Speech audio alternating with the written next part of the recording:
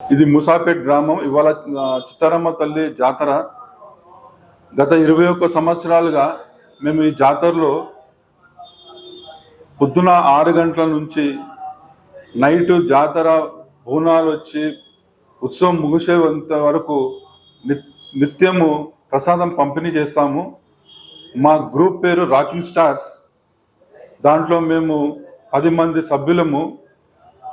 ప్రతి ఒక్క సభ్యులు కూడా అందరు కృషి వల్ల మేము 21 సంవత్సరం నుంచి ఈ జాతరలో పొద్దున్న నుంచి నైట్ వరకు పులిహోర, హల్వా ఇట్లా 5 రకాల వంటకాలు చేసి అమ్మవారికి నైవేద్యం ఎక్కిచ్చేసి దాని తర్వాత భక్తులకి ప్రతి భక్తునికి ప్రసాదం వెళ్ళేటట్టు పంచుతాము.